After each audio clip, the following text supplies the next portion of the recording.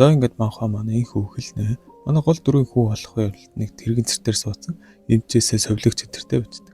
За энэ хүн яагаад тэрэгэн цэртээр суусан бэ гэх юм бол ингээд зүг зүгээрээс энгийн сайхан амьдрал дээр ингээд нэг орой дэлгүүрээс явж чад автосолд оронгуудлаа. Тэгээ хөлөө мэтрэх болоод хаг цаачлалт болцсон. Би сэрэхэд бүх юм аль хэдийн төгссөн байлаа. Надад үлдсэн цорын гац зүйл өрөвдөлтэй харц. Бас сарын даатгалын төлбөртэй байсан. Тэгээд багас цаачлалтай байх хариг гэсэн. Энэ бол осол байсан. Согтуу жолоочийн буруутай үйлдэлээс болж автоосол.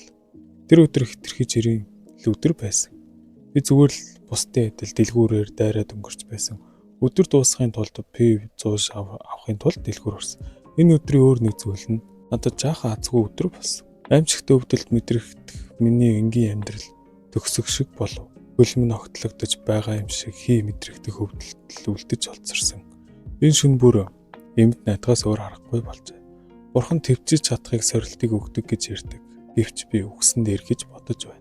Солонгос их сургуулийн эмнэлэг. Хагас би минь мэдээ алдаад миний хийх зүйл бараг үгүй. Одоо хийж чадах мэт зөвхөн зохиол унших. Цагаан зураг сайт дотор миний уншдаг төрлийн манга махбанууд байдаг. Аз жаргалтай төгсдөг зохиол унших бүртээ би ч бас аз жаргалтай байсан. Өнөөдөр шиг готорсон үедээ тэр зохиолыг унших нь сэтгэл тайтруулдаг байв. Би зохиолоо бараг дуусгаж чад. Өнөө орой гэх. Энэ зохиол бол шидэт найдны зам дагуу бүхнийг устгасан. Эцэст нь тэр ялалт байгуулж шинэ ертөнцийг бүтээхийг сонгосон. Тэр хуучин ертөнцийг дуусгаад өөрийн хүснээр шинэ ертөнцийг бүтээсэн. Бүгд дурсамжаа алдсан ч жаргалтай амьдэрсэн. Хамгийн шаргалсан үхлийг туулсан боловч төв дүнтэй хүмүүс хүртэл тэнд байсан. Одоо бид бүгдээр аз жаргалтай ялагчд байх бол. Тэгэхээр гол дүр бүхнийг хамгаалахын тулд бүхий л зүйлийг туулсан. Дэлхийг захирагч шидэтнийг уншсанд баярлалаа. Эцэст нь тэр бүхнийг цуцалчихдаг. Дэлхийг төгсчихдөг. Тэгээд зөвхөн өөртөө зориулж шинэ ертөнц үүсгдэг. Би санамсаргүй сонгож уншсан зохиол яагаад заавал муу төгсгөлтэй байх ёстой гэж. Яагаад? Хэмээн манай хүн ойлнаа. Би яагаад жаргалтай байж болдоггүй юм бэ? Зөвөө, үнэндээ би огтхонч тоодоггүй. Зохиолын төгсгөлүүдийг маргааш сэрлээч гэсэн аз жаргалтай байна гэж үү? Миний хувьд хизээж хүрч чадхааргүй зүйл. Өглөөч болж манай хүн сэрэхэд шал өөр газар сэрнэ. За тэгэл босоод өөрийгөө толонд орсон. Бас шал өөр царай зав. За тэгэл хөлөөд сайхан мэдрэл хэрвээ энэ зүуд бол би лав дахиж сэрхийг хүсэхгүйгээл ухааны бодоод ичтэй. За тэгэд мань хүү юу болсон бэ? Яасан бэ гэх юм бол урд жонодгийнхаа өмнө унсчихсан. Зохиолд ороод ирсэн зав. За тэгэд энэ бол дэлхийг эзэрхэгч шидэтний ертөнц юм. За тэгэд энэ дээр нөгөөч чинь шууд хэлнэ. Одооноос эхлэж чи Морд Варнер гэх дүрээр амьдрах ёстой. Тэр бол энэ зохиолын нэмэлт туслах дүр юм.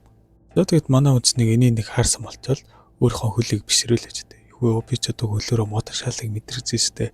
За энэ өндөөс бол би өлстэй яас зарахгүй шүү. Үнэхээр л бодтой бол байгаасаа гэл залбираа зүсгэлээ тэ. Юу гэдэг бүх арга царгаа бодоол үчтэй.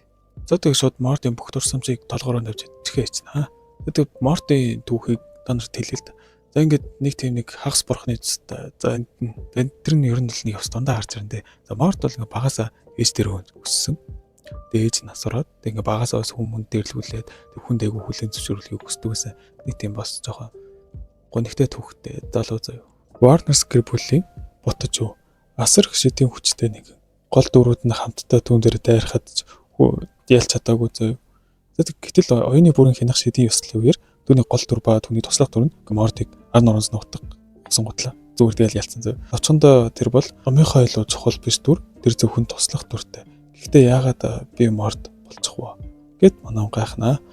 Мөхөлд хөдлөх тавлинг өөрчлөлт. Тэгвэл чиний хүсэл биелэх болно. Хүсэл гэж юу? Миний хүсэл биелэх үү? Мөхөлд хөдлөх тавлинг өөрчлөлт. Тэгвэл чиний хүсэл биелэх болно. Тавлин гэж мөхөл гэдэг нь хамгийн эцсийн үр дүн аргачлалын зохиолын төгсгөлийг хийж байгаа биз. Тэгээд намайг ертөнцийг хамгаалахыг хүсэж байна уу? Энэ ертөнцийн сүлтэн зүгтгсэн гол төрийг оролцоолохгүйгээр хэн орлох вэ? Заахан бод. Би могоо зүтлэж байж магадгүй. Ягаад гэвэл би амьдралдаа юм их ядарч байсангүй. Гэхдээ хагас тархины саачлалтай өдөр бүр давтаж чадахгүй. Хэрвээ энэ зүйд боловч би сэмэргүй байна. Тиймээс энэ бурхны тоглоомоос өлөвч шиг байсан хамаагүй надад хамаагүй. Хүссэн зүйл. Миний хүсэл ингээ авсан ослоос өмнөх өөрийн биеийг дахиад олмоор байна. Хөрөнгө хуваагдаж байгаа заяаг өөрчлөлт. Тэгвэл чиний хүсэл биелэх болно. Бид нэг өвгөн хэлнэ. Би туучин бүх мэдээллийг өөртөө агуулдаг. Дэлхийг эзэрхэгч хэлбэчин. Мортын бүх хүч чадал бас авьяас. Сүрлийн тавлинг өөрчлөлт үүнийг туршиж үзэх үгүй. Би нэг заавал өөрөө хийн. Морд Варнерс. Тэр Варнерс эрхэм угсааны нэг хэсэг байсан. Тэр архиуд Варнерсын гэр бүлийн цусны хамааралтай байсан. Тэгээ тэр гэрлээгүй хүүхэд байсан. Ээж нь хэн байсныг мэдэв. Амьдралын хүнд бэрхшээлтэй тулгарч байв. Тэр төрснөөс хэдхэн хоногийн дараа ээж нь нас барсан. Тэгээ түүнийг ээжигээ алсан орхигдсон хүүхэд гэж дууддаг байв. Тэр бусдад дэрэлтгүүлж эсэргүүцэж чадахгүй сул дор амьдралаар амьдарч чи аимшигтай орон гэр өгнөөш. Чи бидтэй тоглож болно гэж бодоо юу? Эзүү сул дорой байсан ч уурлаж чаддгүй дээч биш. Ээжигээ алсан орхигдсон хүүхэд гих нэр дор гэмээ буруу түүний дотроос нь нэдэж байв. Гэвч Морд амьдралдаа том эргэлтийн зэгтээ тулгарсан. Тэр Варнерс цусны угсааны хүмүүсийн хүчээс сэрээдэг 15 нас хүрэхтэй. Тэд үүнийг шин цусны сэргэлт гэж нэрлэдэг. Чи бүх биеэ галж хатаж буйтай адил өвсгөн хүний хүчнийг төвчих ёстой. Гэхдээ үүнийг дараа чи хүчтэй чадлыг олж авна. Гэхдээ гүүрнээс гадуурх архитектурын одонд биш. Шин цусны сэргэлтийг дамжин гарах магадлал бараг байхгүй. Гэхдээ Морд шин цусны сэргэлтийг давж гарч хүчтэй чадал олж ав. Харин ч 15 дахь төрсөн өдрөө амьдарч чадвал тэгвэл архитектор Варнерсын гэр бүлийн зүг юу? Морд ихэнх үлдээс нь сүүлчийн захидлыг сонгож архитектурын гэр бүлийн амьдардаг газар руу явлаа. Тэр эцгийнхээ танилцуулгын тулд шалгалт өгөхөөр зөвшөөрөв бөгөөд тэр эцгээ урд нь хизээж харж байгаагүй байсан юм. Тэр дурсамжуудын дагуу Морд бол Махогийн нэмэлт дүр. Харин Варнерс бол гол сөрөг баатруудын нэг. Би Варнерсын гэр бүлийн талаар их мэдээлэлтэй. Варнерсын гэр бүлд шууд одомтой олон хүүхэд аль хэдийн байсан. Тиймээс Мордын эцгийн бос хүүгүүлэн зөвшөөрөх нь магадлал багтаа байв. Гэвч эцэг ихгүй гэсэн Морд хүүгийн хувьд хүү болгоо хүлээн зөвшөөрлөхийг хүсэл дүүрэн байсан. Үүнийг өөрт нь ашигтайгаар ашиглаж Мордын ангийн нохой болгож өсгсөн. Шин цусны хүч сэрээсэн Морд маш хүчтэй байсан тул Баатар хүртэл түүнтэй тулдгаас бэрхшээдэг байсан. Гэвч би түүнийг үнэхээр хэр хүчтэйг мэдэхгүй байна. Үүнийг туршиж үзэх боломжтой бол сайхан багсан. Яг энэ үеэр гинт нэг хүн орж ирд. Өнөөдөр ямар өдөр болохыг мартсан уу чи?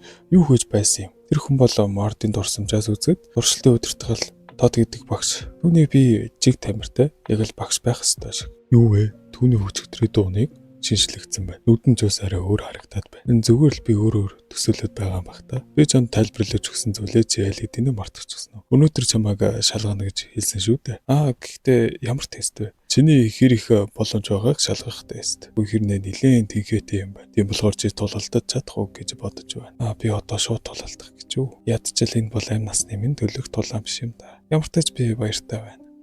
Ямар ч тач хүчээ шалгахыг хүссэн юм. Багшаа та ирдсэн үү? Тийм ээ. Та бүгд аль хэдийн ирчихсэн байна. Энэ өнөөдөр шалгалт өгөх шинэ хүмүүс үү?